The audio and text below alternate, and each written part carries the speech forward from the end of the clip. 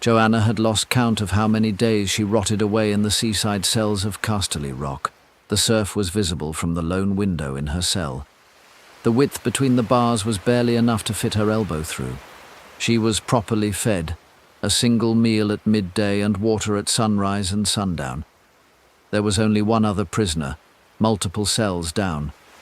He was silent during daylight hours, but turned feral at night, shrieking and calling out to the sea to take him.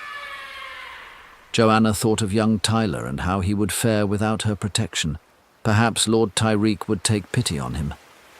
Unlikely, Joanna thought to herself. The only reassurance Joanna had regarding Tyler's safety was the solid case of illegitimacy for the young lord. Why kill what you have discredited? This fact was the lone reason that allowed her to sleep soundly during her incarceration.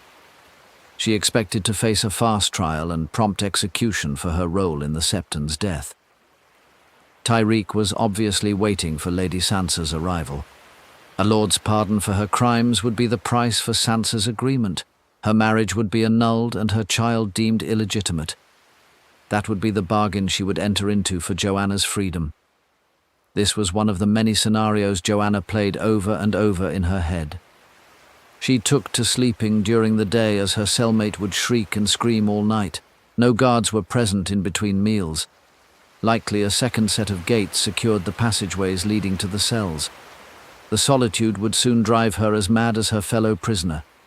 Then again, perhaps the guards were working on a skeleton crew. The Lannister army was marching on the Riverlands. Joanna was sure of it. Despite Lord Tyreek's denials, the onslaught of Joanna's host was just the pretext Tyreek was waiting for.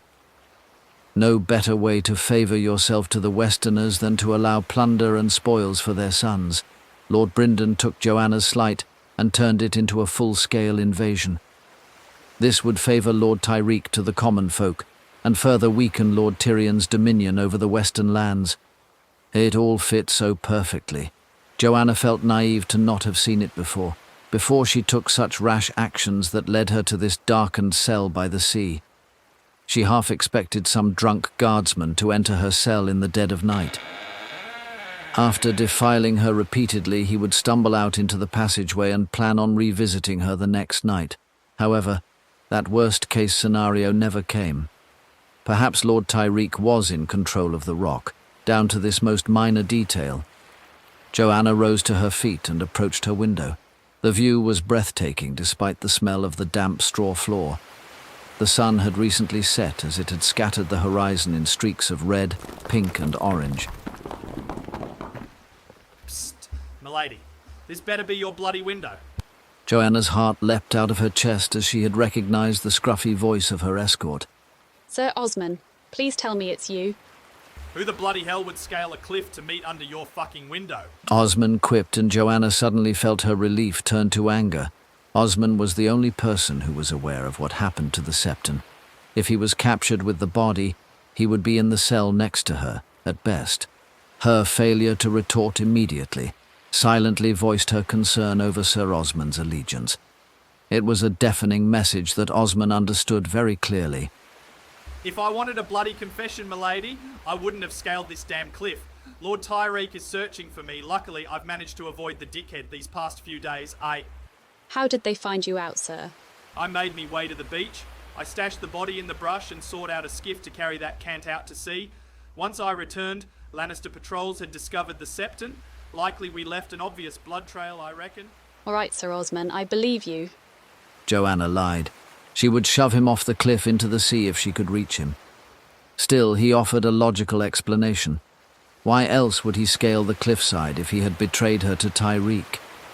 It would be much more probable for him to casually walk up to her cell with Tyreek's blessing. Tyreek still had something to gain from her, though Joanna refused to be predictable again.